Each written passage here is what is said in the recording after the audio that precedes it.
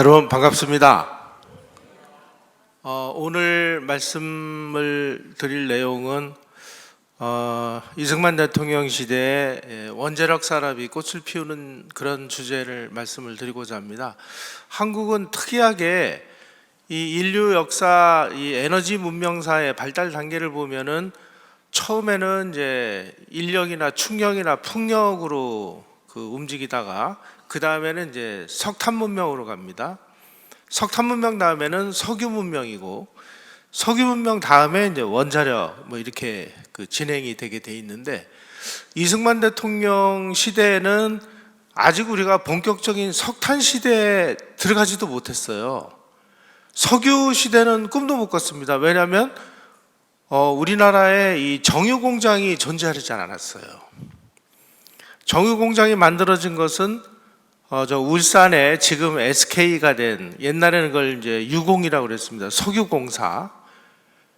유공은 언제 만들어졌냐? 5.16 이후에 만들어졌어요. 그러니까 그 당시 우리나라는 석유 문명이 시작되지 않은, 아직도 석탄 문명을 발전시켜야 되는 이런 상황에서 석유 시대를 그냥 뛰어넘어서, 그래서 제가 요거를 석유 시대를 월반하고 원자력 시대를 점화를 했다라고 이제 말씀을 드린 건데, 그 과정이 참 기가 막히죠.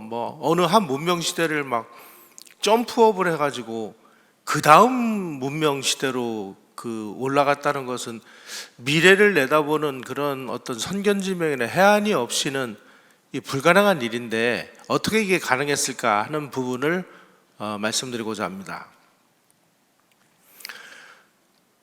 그 시절에 우리가 얼마나 어려웠냐는, 우리가 이 식량을 자급자족을 하지를 못했습니다. 그래서 해마다 봄이 되면 굶어 죽는 사람들이 생기고, 그리고 영양실조로 얼굴이 퉁퉁 붓고, 그리고 이제 먹을 게 없으니까 산에 올라가서 이 소나무 껍질을 벗겨서 식량 대용을 해야 되는 이런 상황이 벌어졌습니다. 그래서 이걸 보다 못해서 이제 이승만 대통령이 미국과 잉여농산물 협정이라는 걸 체결합니다. 이걸 PL480이라고 하는데, 아마 오래전에 초등학교 다니신 분들은 미국의 옥수수로 빵을 쪄서 점심시간에 급식으로 나눠준 그 기억을 하실 거예요. 우리가 그런 시대였습니다.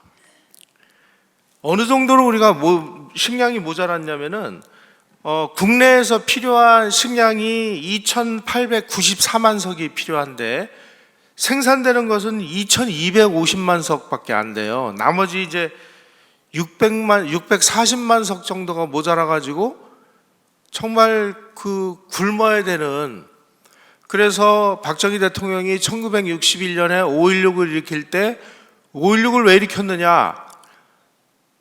이 국민들에게 새끼 따뜻한 밥이라도 먹여서 굶어 죽지 않도록 하자, 이거를 구호로 내세워야 할 정도로 우리가 어려웠던 상황이었습니다. 그래서 미국의 이제 잉여농산물 협정을 맺어가지고 미국으로부터 이제 농산물을 우리에게 공짜로 이제 원조를 줍니다. 그럼 이걸 국내에서 판매를 해요. 그 판매된 돈을 대충자금이라는 계정에다가 우리 정부가 집어넣습니다. 그러면은 그 대충자금에 들어있는 금액 중에 15%를 미국이 주한미군이나 유엔군 비용으로 쓰고, 나머지 돈은 전부 우리의 국방비로 사용을 했습니다. 이승만 대통령이 한미상호방위条約을 체결하면서 72만 대군을 우리가 보유하게 됐는데, 그 72만 대군을 먹이고 재우고 입히고 무장시키는 비용까지를 미국이 되는 걸로 협정을 체결했거든요. 이런 식으로 이승만 대통령이 미국으로 받은 농산물을 팔아가지고 만든 돈으로 우리의 국방비를 투입을 했습니다. 우리 군인들을 미국이 그냥 다 먹여 살리고 무장시켜준 셈이에요. 심지어 그 당시 기록을 보면 우리 군인들이 신었던 양말, 겨울입은 입었던 속내의 이런 비용까지 전부 미국이 되도록 아주 한미 상호 방위 협정을 그렇게 체결을 했어요. 그래서 이 잉여농산물이 이제 도입이 되면, 예를 들면 이제 밀가루 이제 도입을 하면 밀가루를 이제 만들어 가지고 가공을 하는, 이걸 이제 삼백산업이라고 합니다. 그래서 면을 이용해서 이제 그 옷감을 짜고 뭐 이런 산업을 이제 삼백산업이, 전부 세 가지 하얀색이다 그래가지고 처음에는 이제 그 원면, 그 다음에 밀가루 뭐 이런 것들을 가지고 가공을 하는 과정에서 우리나라에 재벌이 탄생하는데, 그 첫 번째 재벌이 이병철 회장입니다. 이병철 회장이 제일제당을 만들고 제일모직을 만들어서 이제 돈을 많이 벌어가지고, 이분은 그렇게 돈을 벌어가지고 호의호식한 게 아니고요, 그 돈을 가지고 수출주도형 공업화 전략을 하자, 그리고 수출을 하는 공장을 짓자, 이 아이디어를 내서 대한민국의 이 경제를 그야말로 세계적인 수준으로 올리는 이런 제안을 한 사람이기도 합니다. 자, 이제 그렇게 해서 미국으로부터 어쨌든 식량을 이제 그 제공을 받아가지고 굶어 죽는 사람을 이제 안 굶어 죽게 했으니, 그 다음으로 급한 게 뭐냐? 우리나라는 이게 참 그 온돌 문화가 발달을 했습니다. 그래가지고 온돌 문화를 유지하기 위해서 땔감이 필요한 거예요. 근데 땔감이 나무밖에 없어요. 그러니까 전 국민이 전부 뭐 도끼와 낫을 들고 산에 올라가서 나무를 해다가 난방을 안 하면 겨울이면 얼어 죽고, 그리고 밥도 못 해 먹고, 뭔가 이 세수를 하려고 해도 물을 데워야 되는데 물을 데워 쓸 수 있는 이 대체 연료가 없습니다. 그러다 보니까 아무리 뭐 산에 올라가지 마라, 뭐 입산 금지, 뭐 나무 베지 마라 아무리 해도, 아니 당장 지금 얼어 죽고 굶어 죽는데 무슨 입산 금지예요. 그러니까 나무가 남아나질 않는 거죠. 나무가 다 베지니까 민둥산이 되고, 민둥산이 되니까 조금만 비가 와도 토사가 밀려나가지고 하천이 막 범람을 하니까 계속 자연재해가 반복이 되고, 지금 오늘날 북한이 지금 그런 모습이지 않습니까? 한 60년 전, 50년 전 우리가 그랬어요. 야, 이거 안 되겠다. 그럼 어떻게 되냐? 탄광을, 이 6.25 전쟁이 나느라고 탄광이 많이 다 부서지고 그랬는데, 탄광을 복구하자. 복구하려니 뭐 돈이 있어요, 뭐가 있어요? 군대를 투입하자. 그래서 육군 파견단을 저 태백 탄전 지역에다가 군대를 투입을 합니다. 그때 이 육군 파견단을 이끌고 강원도 탄광 지역에 들어가서 탄광 복구에 앞장선 사람이 요 김일환 장군이라고 하는데, 아마 이 강의를 계속 들으신 분은 기억하실 거예요. 6.25가 났을 때 한국은행에 있는 금괴와 은괴를 트럭에 실어가지고 탈출시킨 그 주인공이 바로 이 김일환 장군입니다.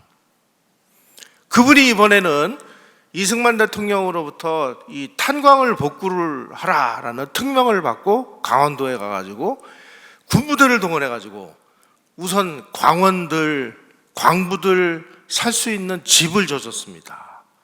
학교를 져줬어요. 먹을 게 없다고 그래가지고 전부 군대에 있는 군량미 갖다 나눠줬습니다.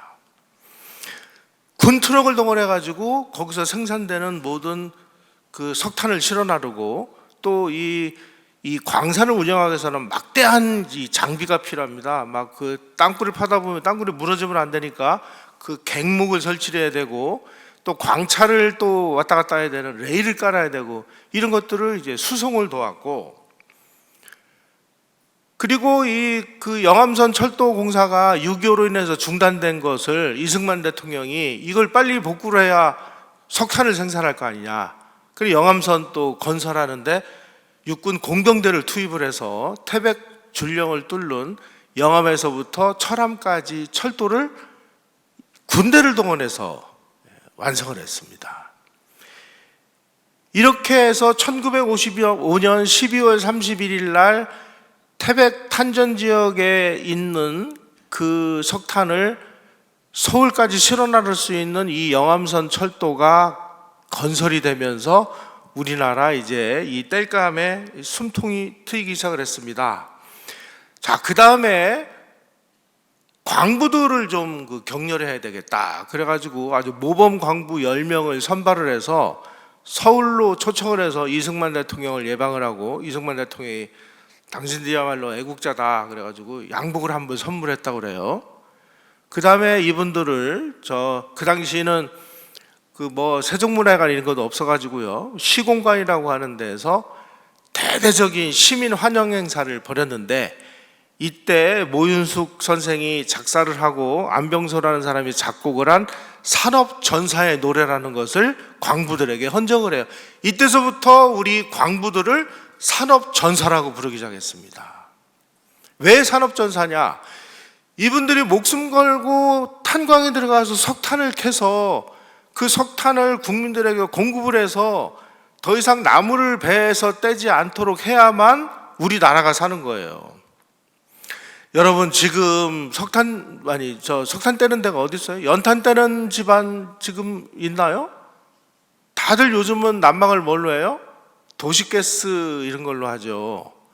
지금 우리가 뭐 핸드폰도 팔고 뭐 철강도 팔고 뭐 무슨 뭐 해가지고 번 돈으로 우리 국민이 필요한 에너지를 수입해 올 수 있었는데, 그 당시는 우리가 해외에다가 내다 팔 수 있는 거는 여자 머리카락하고 사과밖에 없었다는 거 아니에요.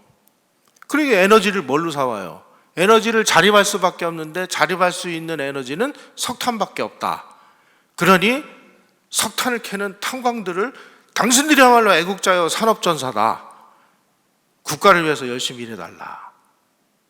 그래서 열심히 석탄을 캐서 국민들에게 싼 값에 공급함으로 인해서 사람들이 나무를 배에다 떼지 않도록 만드는 대체연료 공급 시스템이 이승만 대통령 시절서부터 간신히 만들어지기 시작한 겁니다. 이게 이제 조금 더 발전해가지고 박정희 시대에 들어가가지고 전국 방방곡곡에다가 연탄을 공급하기 위해서, 가만히 보니까 이 마을에 경운기라도 들어가야 연탄을 운반할 수 있잖아요. 그래가지고 그 시골에는 경운기가 들어갈 길도 없어요. 그래서 새마을 운동을 벌여서 제일 먼저 길을 넓혔죠. 경운기가 다닐 수 있는 길.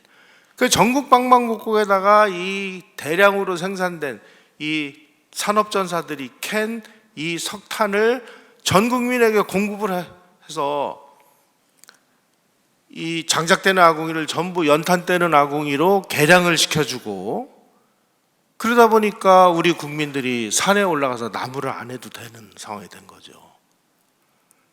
대한민국의 이 세계적인 성공 사례라고 하는 산림녹화는 우리 광부들의 목숨하고 바꾼 겁니다. 다시 말씀드리면, 산림녹화는 다른 연료를 공급을 해서 산에 올라가서 나무를 배다 떼지 않도록 대체 연료를 공급할 수 있는 시스템을 만들어야 이게 가능한데, 그 시스템의 첫걸음인 탄광의 근대화 현대화 작업을 이승만 대통령 시절에 시작을 해서 박정희 대통령 시대에 꽃을 피우게 됐습니다. 이래서 간신히 우리가 이제 석탄 문명의 초입에 다다르게 됐죠. 그 다음에는 우리가 이제 이 정유 공장을 져야 됩니다. 정유 공장이라는 거는 저 땅에서, 이 산유국에서 막 그 땅에서 퍼올리는 건 원유라고 합니다. 이 시커먼 원유. 이 원유를 실제 산업에 필요한 뭐 휘발유, 디젤유, 등유 이런 걸로 이렇게 정제를 하는, 이걸 정유 공장이라고 그래요. 근데 이 정유 공장을 지려면은 기술도 필요하지만 엄청난 돈도 필요합니다. 우리나라에 돈이 없어요. 정유 공장을 질 수 있는 방법이 없어요. 이승만 대통령 시절에 미 원조 당국에다가 우리 제발 우리가 석유 문명 시대로 넘어가야 되니까 정유 공장 좀 져달라. 미국이 이런저에 거절을 했습니다. 왜 그랬을까요? 이승만 대통령한테 정유 공장 져주면 그걸로 군인들 전부 저 트럭에다 태워가지고 중공군 공격할까봐. 이승만 대통령은 북한 지역을 수복해서 통일 대한민국을 수립하는 것이 본인의 마지막 사명이라고 생각을 했습니다. 이승만 대통령이 진짜로 뭔가를 그 북한이나 중국을 공격하려고 해서 한 게 아니고요. 우리 공격을 하면 너희들도 3차 세계대전에 끼어들 수밖에 없어. 미국 너희들도. 그러니 우리가 이렇게 하기 전에 너희들이 우리가 원하는 거 빨리 내놔. 이제 이렇게 하기 위해서 이제 일종의 무력 시위를 벌이는 거죠. 그러니까 이승만 대통령의 이 속마음을 아니까 미국이 끝까지 정유공장을 안 져준 겁니다. 나중에 이승만 대통령이 하야를 하고 박정희 대통령이 등장을 하니까 그제서야 정유공장 한번 져줄게. 이렇게 돼서 박정희 정부 시절에 첫 사업으로 정유공장을 진 거예요. 우리가.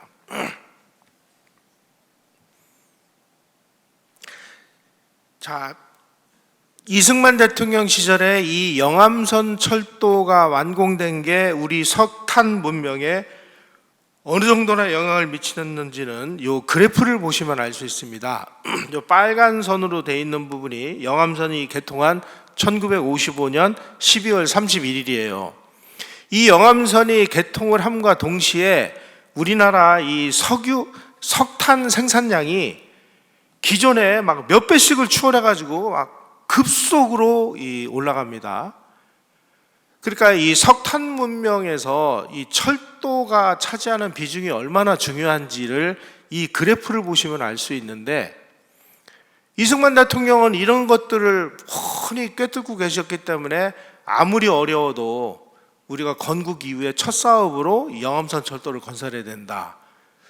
이런 아주 그야말로 다른 사람들은 그 생각하지 못하는 이런 그 앞선 사고방식을 가지고 계신 분이었기 때문에 우리가 그 어려운 상황에서도 철도를 건설하고 이 탄광을 복구를 하고, 탄광 복구도 도저히 안 되니까 군대까지 동원을 해가지고 우리나라의 탄광 복구 작업, 그러니까 석탄 문명을 본궤도에 올리는데 우리 군의 힘이 대단히 중요했다라는 사실을 우리가 기억해야 될 것 같습니다. 아까 말씀드린 대로 인류 문명사는 인력이나 충력이나 풍력으로 시작을 하고, 그 다음이 석탄 문명으로 해서 증기기관의 힘으로 이제 이 산업 혁명이 일어나고, 그 다음에 이제 석유 문명, 그 다음에 원자력, 이런 식으로 단계적으로 발전을 해가는데, 우리는 이제 이 석탄 문명 시대에 겨우 본궤도에 오를 무렵부터 석유 문명 시대를 뛰어넘어서 원자력을 준비하게 됩니다. 우리나라의 이 원자력을 접목하는 과정에서 굉장히 중요한 역할을 하신 분이 요 시슬러라고 하는 이 박사인데, 뭐 인터넷을 치시면 시슬러 이름이 가끔씩 이렇게 등장을 해요. 근데 이분이 이제 어떤 분이냐? 아주 그 전기 전문가인데, 2차 세계대전이 벌어져가지고 유럽이 전부 막 전쟁으로 다 폐허가 됐을 때, 이 유럽의 그 전후부흥을 위해서는 전기가 필요하다. 그래가지고 이 전기를 아주 유럽에 복구하는데 결정적으로 도움을 준 전기 전문가입니다. 우리나라가 대한민국을 건국하겠다고 1948년 5월 10일 날 재헌의원 선거를 시작을 했습니다. 그때 우리는 남한에 발전소가 없어서 북한으로부터 전기를 이제 사다 썼습니다.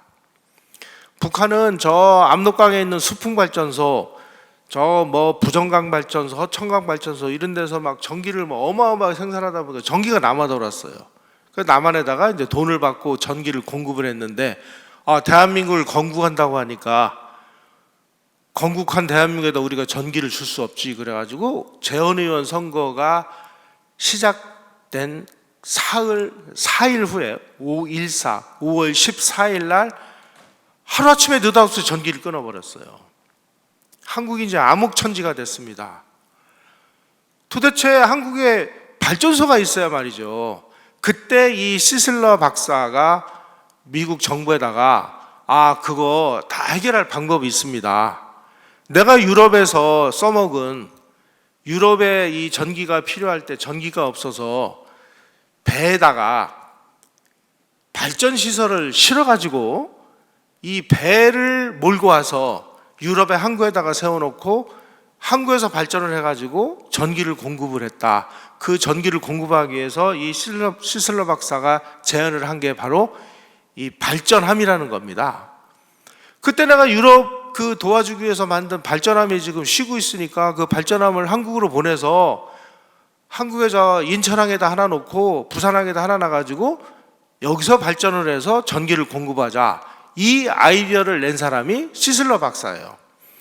그래서 요 인천에 엘렉트라호라는 그 발전함이 그 인천 부두에 왔습니다. 그 다음에 저 부산항에다가 자코나호라는 배를, 이거 다 미국 배입니다. 그 배 안에 발전기가 실려 있어요. 그래서 발전을 해서 간신히 한국을 이제 도와줬습니다. 그 발전함을 누가 만들었느냐? 바로 요 시슬러 박사가 만들었어요. 그래서 우리는 이 시슬러 박사에게 굉장히 큰 그 도움을 받았죠. 그 인천 앞바다에다가 그 정박을 시켜서 발전을 하던 이 엘렉트라호는 6.25 때, 1950년 6.25 때 이민군들이 그냥 갑작스럽게 남침을 해가지고 인천을 점령을 하는 바람에 이게 자칫 잘못하면 이게 적군 손에 넘어갈 우려가 생겼어요. 그래가지고 인천이 적의 수중에 넘어가기 직전에 특공대를 파견해가지고 이 엘렉트라호를 자폭을 시켜가지고 침몰을 시켜버렸습니다. 바로 요 지금 보시는 요 사진이 그 부산항에 그 세워놓고 발전을 했던 그 자코나호라는 배 사진입니다. 6.25 때도 뭐 발전소 이거 뭐 하나도 없으니까 또 뭐 이런저런 발전함을 7척을 항구에다가 세워놓고 미국의 이 발전함이 발전을 해가지고 간신히 우리가 버텨냈어요. 바로 그 아이디어를 그 제안을 해가지고 한국의 이 전력 산업을 기사회생시킨 이 시슬러 박사가 1956년 7월 달에 우리 정부가 이 그 시슬러 박사를 초청을 했습니다. 우리가 지금 이 전력 사업을 빨리 복구를 해야 되는데 좋은 아이디어 있으면은 우리에게 좀 가르쳐 달라. 시슬러 박사를 이제 초청을 했는데 이 시슬러 박사가 이승만 대통령을 만난 거예요.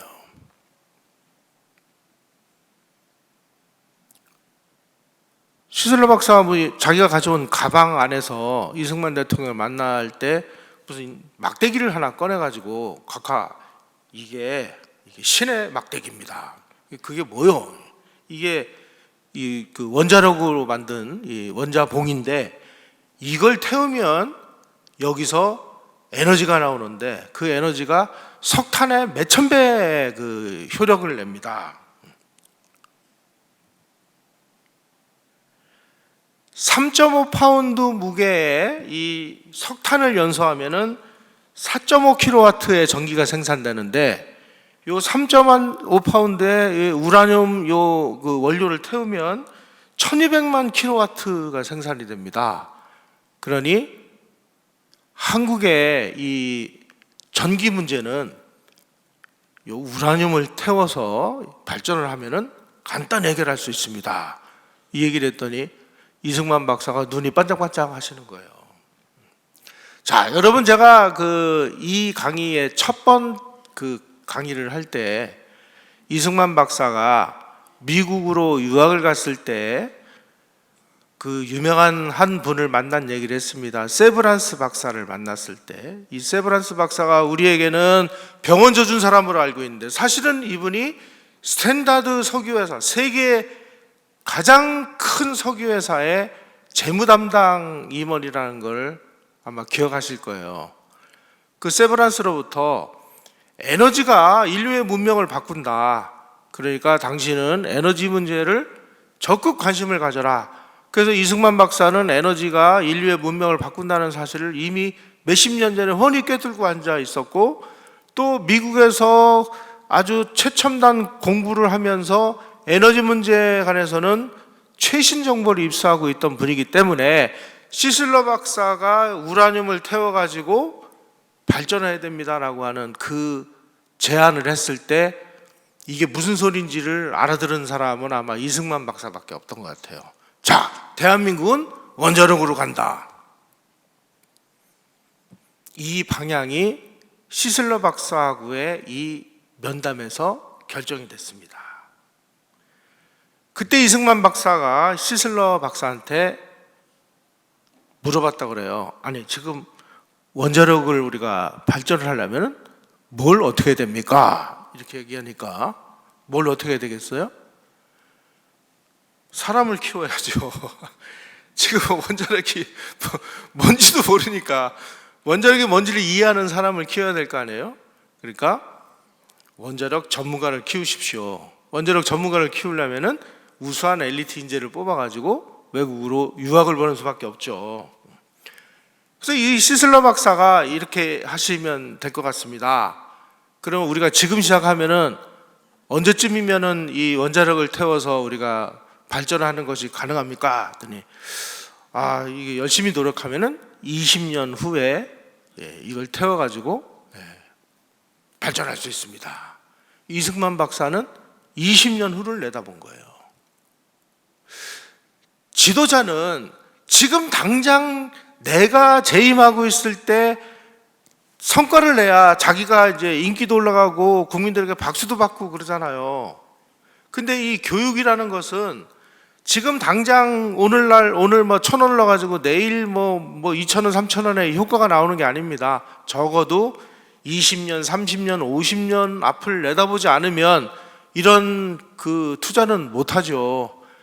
이승만 박사는 20년 후면은 우리가 원자력 발전을 할 수 있다라는 이야기를 듣고 그때서부터 관련 산업을 포석을 놓기 시작을 하는데 이제 이런 게 이승만 대통령의 진면목인 것 같아요. 시슬러 박사가 20년 후라고 얘기한 바로 그때서부터 정확하게 21년 후에 우리나라의 고리 원자력 발전소 1호기가 상업 발전을 시작을 했습니다. 자, 그러면 어떻게 했느냐?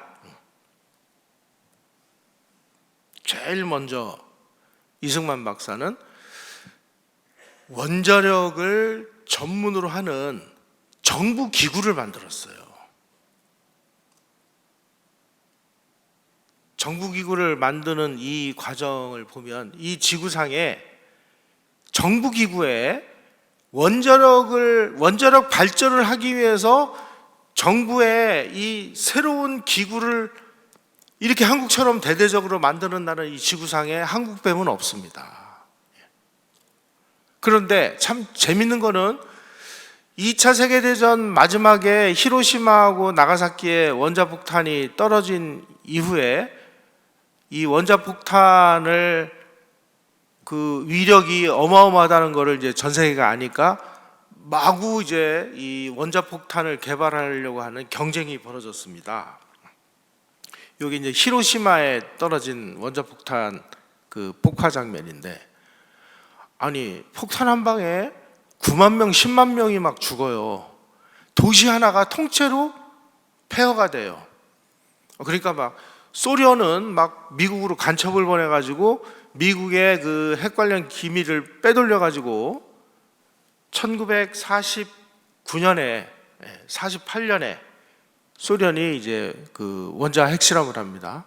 1952년에 영국이 하고 1960년에 프랑스가 하고 1964년에 중공이 핵실험을 했습니다. 자, 한편에서는 이 원자폭탄이라는 것은 이 원자가 막 분열할 때 생기는 이 에너지를 일순간에 분출을 시켜가지고 이 사람을 죽고 파괴를 시키는 이런 방식인데, 한편에서는 이 무지무지한 이 그 에너지를 어떤 기술을 통해 가지고 이거를 제어를 해서 우리가 필요한 만큼을 빼가지고 이거를 발전에 쓰자. 그러니까 이제 원자폭탄의 원리하고 이 그 원자력 발전의 이 원리는 뭐 방식은 똑같은데, 원자폭탄은 일순간에 그냥 모든 에너지를 다 분출시키는 거고, 이 원자력 발전은 그 에너지를 필요한 만큼 통제를 해서 뺏쓰는 방법이에요. 그래서 이 원자력 발전을 담당한 우리나라의 이제 한국 원자력 이 전문가들 이 말씀을 들어보면 원자폭탄은 우리가 맘만 먹으면 언제든지 만들 수 있대요. 왜냐하면 이미 70년 이상 된 기술이고 인터넷만 치면은 원자폭탄을 어떻게 만드는지가 다 공개가 되어 있답니다. 그런데 원자력 발전은 일시에 꽝 하고 터지는 에너지를 수단과 방법을 가리지 않고 통제를 해가지고 우리가 필요한 만큼을 뺏쓰는 기술이기 때문에 실제로는 원자력 발전이 훨씬 더 어려운 기술이다. 우리는 원자력 발전을 위해서 이 전문가들을 길렀고, 나중에 말씀드리겠습니다. 북한은 원자폭탄을 만들기 위해서 전문가들을 길렀어요. 누가 이겼나요? 아직은 모르죠. 쟤네들이 원자폭탄을 안 터뜨렸으니까. 안 터뜨리기 전까지는 우리가 이긴 거예요. 그리고 지금이라도 우리는 원자폭탄을 만들려고 마음만 먹으면 너무나 손쉽게 만들 수 있는 모든 기술을 다 가지고 있습니다. 자, 이렇게 되니까 이제 이거 이제 원자폭탄 말고 이걸 발전에다 쓰자. 그래가지고 이 발전을 처음 시작한 것도 서방 세계가 아니라 소련이 먼저 시작을 했어요. 그 다음에 영국이 시작을 했습니다. 그래서 우리나라가 처음에 원자력 전문가들을 미국으로 보내고, 미국으로 보내니까 이거 이렇게 가르쳤는데 이 사람들이 가서 이승만이 또 원자폭탄 만들면 어떡하지? 그래가지고 또 기술을 안 주고 그러니까 이번에는 또 영국으로 보내요. 그래가지고 영국으로 많은 우리 전문가들이 유학을 갑니다. 사진이 이제 원자력으로 추진하는 항공모함인데 이런 원자력을 이용해 가지고 이제 평화적인 부분에다가 적용하는 기술들이 나오면서 한국에다가도 너희들도 이제 앞으로 원자력 발전을 좀 시작을 해봐.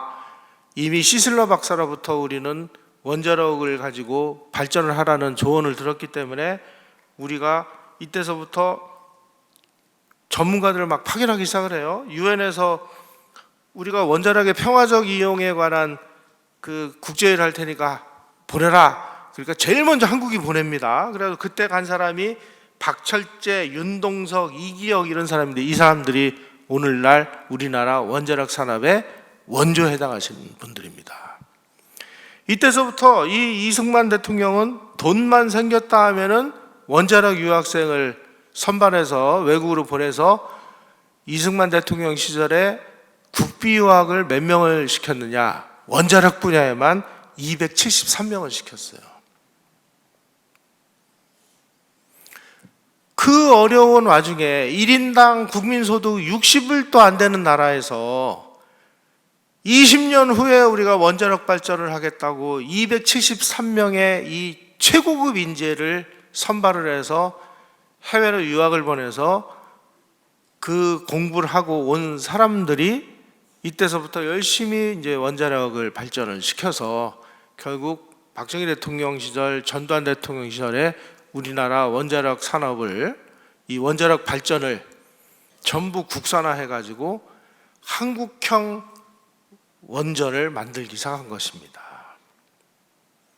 바로 요 윤세원 박사 이런 분이 이제 이승만 대통령 시절에 국비 유학생으로 뽑혀 가지고 해외 유학을 다녀온 사람들입니다. 특히 문교부의 원자력과를 이제 신설을 했어요. 근데 이거 가지고 안 되겠다. 그래가지고 원자력원이라는 걸 만들어요.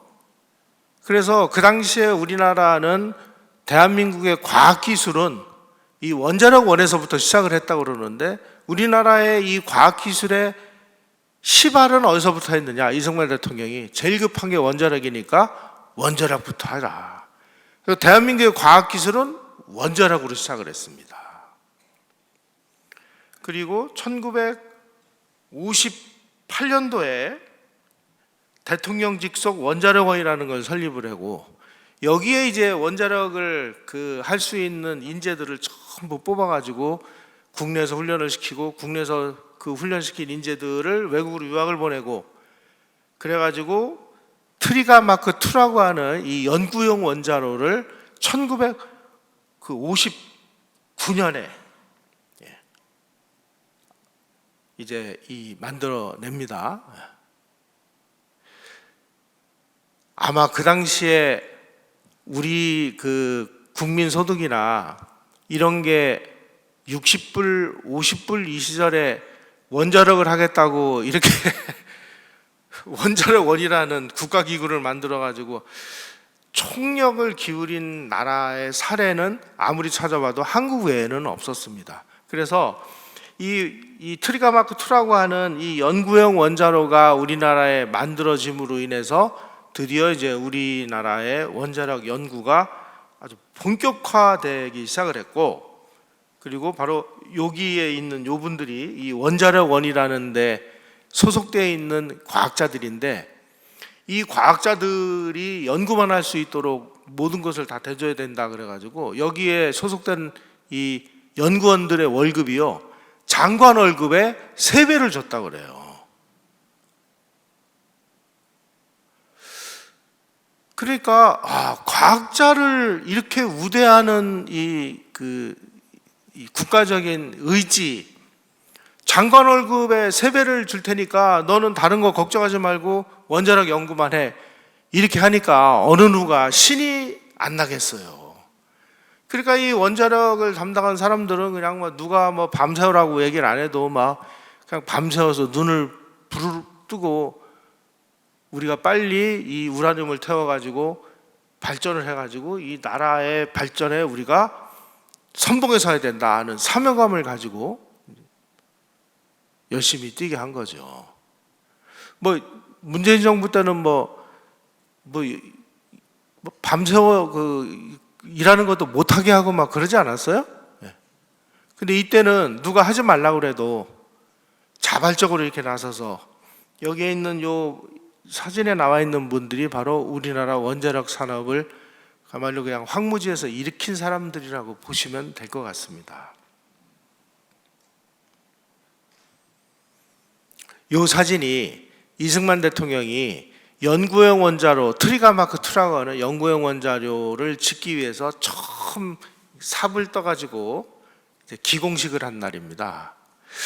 이명박 정부 때 이명박 대통령이 4대강 사업을 한다고 하니까 그때 야당들이 저희 MB는 저거 삽질이나 하는 삽질 정부라고 이렇게 비하를 하고 그랬어요.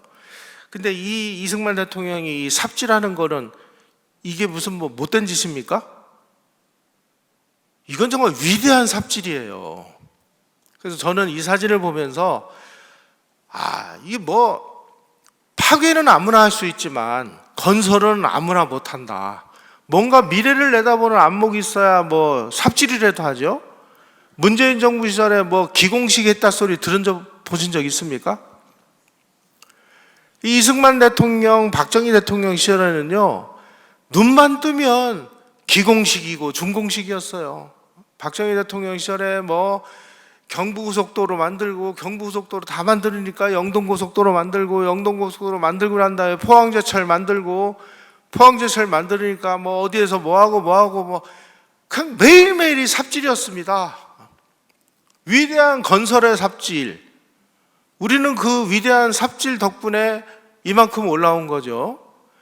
김영삼 정부 시절에는 뭐 했어요? 일본 사람이 졌다고 그래서 조선 총독부 건물을 폭발을 하고 철거를 하는 장면을 전 국민이 지켜보는 생중계를 통해 가지고 폭파 철거하고 이러지 않았습니까? 그래서 우리 뭐 얻었나요? 거기에 조선 시대에 거기 왕들이 살던 세트장 비슷한 걸 거기다 저는 거예요. 그럼 우리가 지금 조선 시대를 살고 있습니까? 지금 이런 바보 같은 시대를 우리가 살아온 거죠.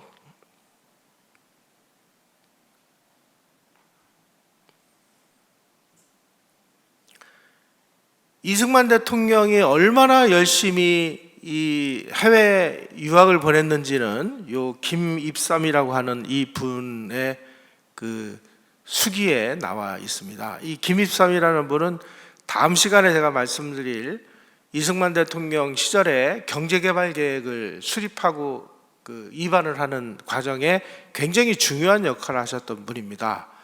사실은 제가 이승만 시대에 공부를 하게 된 거는 이 김입삼이라는 분 때문이었어요. 제가 이제 전경련 출입하는 출입 기자를 하고 있을 때 이 어른이 전경련을 만드신 분입니다. 가서 이제 전경련 뭐 이승만 시대 뭐 이렇게 공부를 할 때마다 이 어른이 저에게 아유 이 자식이 이렇게 무식해가지고 무슨 기자를 하나 그러면서 저한테 제발 공부 좀 하라고. 그래가지고 이분이 가지고 계신 굉장히 중요한 자료를 저한테 많이 주셨어요. 그게 전부 나중에 보니까 이승만 정부 시절에 뭐 했고 어느 누구에게도 들어보지 않은 정말 이 보물과 같은 자료를 저에게 많이 넘겨주신 분이 요 김입삼이라는 이분이 지금 이제 돌아가셨죠. 이분이 미국에서 그 미네소타 대학에 가가지고 그 경제학을 공부한 다음에 그 다음에 영국으로 가서 공부를 했습니다. 그래서 영국으로 갔을 때 본인은 그렇게 생각했대요. 내가 최초의 영국 유학생이겠지 하고 영국에 도착해 보니까 이미 한국 사람이 20명이 넘게 와서 공부하고 있더라는 거 아니에요. 당신은 어떻게 왔어? 그랬더니 나 원자력 유학생이야.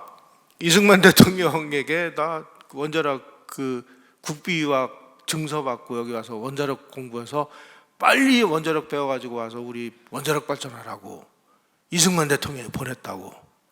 그래가지고 이 김입삼 고문이 만난 그 사람들 이름이 이동영 박사, 그분이 그 당시 가장 나이가 어렸고,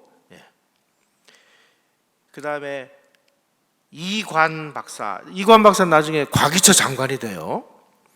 김호철 카이스트 교수, 현경호, 김옥일 포항공대 총장, 이런 분들이 그때 이승만 대통령의 국비유학생으로 선발이 돼서 영국에서 원자력을 유학하고 귀국을 해서 우리나라 원자력 산업의 1세대 역할을 하신 분들입니다.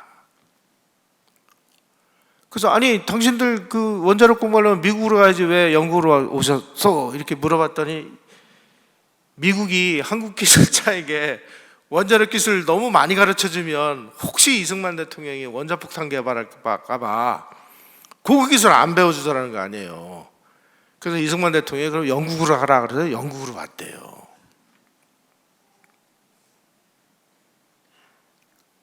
바로 이분들이 귀국을 해서 이때서부터 우리 원자력 공부하고 원자력 연구해서 그때서부터 우리가 원자력 준비를 한 겁니다.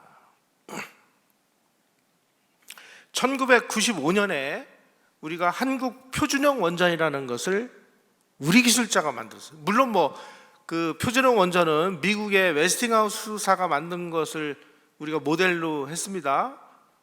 그 모델로 해가지고 웨스팅하우스가 만든 것보다 훨씬 더 압도적인 성능의 원전을 만든 게 이 OPR-1000이라는 이 원전이었습니다.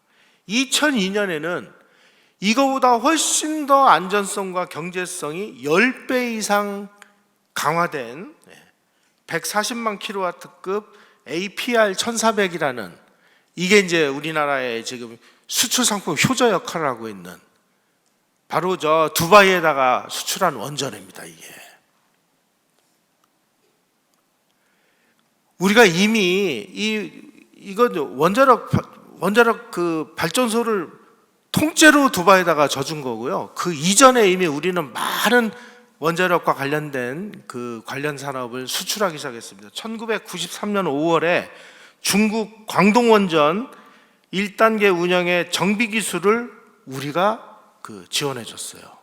물론 공짜로 하는 거 아닙니다. 다 돈 받고 하는 거예요. 1997년에는 한국중공업이 중국의 천산 3단계 증기 발생기를 수출을 했어요. 2008년에 두산중공업이 이 서방 세계의 이 원자력 발전소의 모델인 웨스팅하우스사인데 이번에는 우리가 웨스팅하우스에다가 우리 걸 수출을 했어요. 핵심 주기기를 7억 달러어치를 수출했어요. 지금 미국이 원전 짓는다고 합니다. 그런데 미국은 전 세계적으로 경쟁력 있는 원전이 없어요. 전 세계에서 가장 앞서 있는 경쟁력이 뛰어난 원자력 발전소는 한국입니다. 그래서 뭐 두바이도 우리가 수출했고 뭐 체코도 그렇고 앞으로 이제 우리는 원자력 발전으로 돈 버는 일만 남았어요. 그거 누가 만든 거예요, 그거? 이승만 대통령이 만든 거예요. 이런 걸 잘 몰라요. 그런데 이 문재인 정부는 뭘 어쩌자고 전 세계에서 최고 가는 이 그 APR 1400이라는 거는요, 이건 뭐 타의 추종을 불허하는 이 지구상에 존재하는 어떠한 원자력 발전소보다 안전성이라든지 모든 면에서 또 뭐 짓는 비용이라든지 그리고 제일 중요한 것은 이 수명주기 비율이라고 그래서 이 원전 한 번 지으면 보통 70년을 씁니다. 그 70년 동안 유지 보수 운영에 들어가는 비용이 가장 적어야 경제성이 뛰어난 거예요. 그런 수명주기 비용이 전 세계 원전 중에서 가장 뛰어나요. 이 산업을 완전히 박살을 냈어요. 탈원전이래요. 아니 이 사람들이 이게 좀 뭐 제정신이에요? 일본에 있는 그 기업인들은 일본 정부에다가 막 이렇게 항의를 한다고 합니다. 우리도 한국과 같이 똑같은 저렇게 양질의 전기를 한국처럼 값싸게만 공급을 해달라. 일본은 지금 전기가 엉망진창입니다. 일본은 어떻게 들어올 때 이게 어떻게 잘못 들어와가지고요, 이 관서 지역하고 관동 지역은 주파수가 달라요. 관동 지역은 50Hz고요, 관서 지역은 60Hz예요. 그래서 관동 지역과 관서 지역의 이 전부 이 가전제품이 다릅니다. 그리고 우리는 지금 220V를 쓰잖아요. 일본은 아직도 110V예요. 전기에 관한 한 일본은 우리보다 훨씬 후진국이에요. 한국은 이 원자력 발전에서 생산되는 이 그야말로 값싼 전기가 우리나라 산업의 가장 경쟁력을 가지는 결정적인 원동력입니다. 문재인 정부는 그걸 파괴하겠다고 나선 거예요.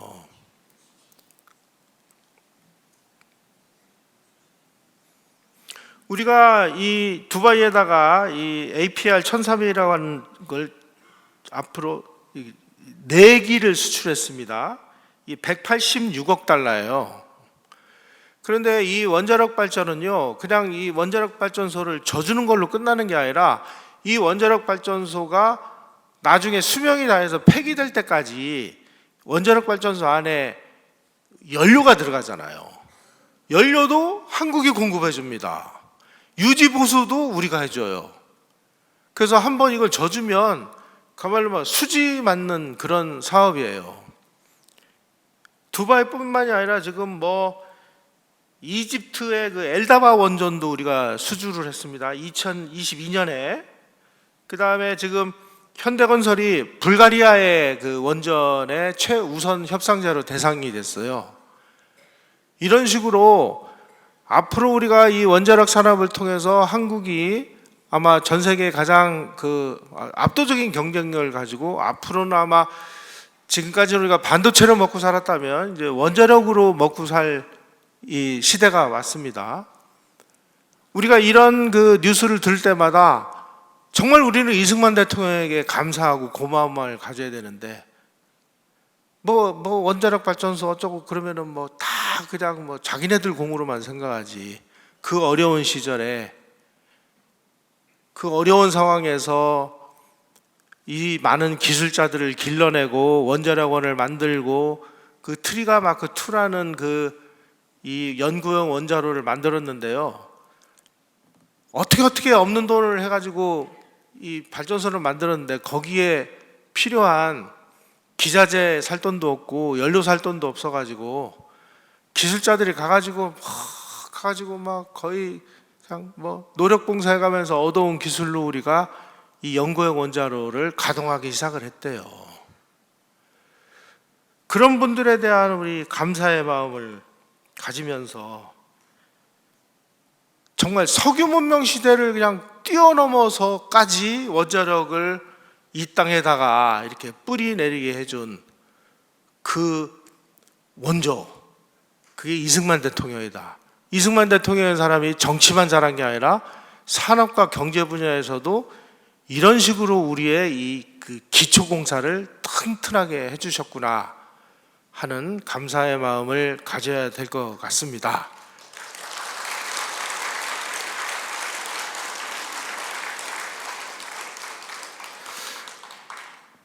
원자력 산업도 이런 그 비하인드 스토리가 있다면 이제 경제개발 5개년 계획도 뭐 경제개발 계획 그러면 이제 박정희 대통령인데 사실은 그게 전부 이승만 대통령 시절에 모든 뿌리가 만들어졌다는 사실을 다음 강의를 통해서 말씀드리도록 하겠습니다. 고맙습니다.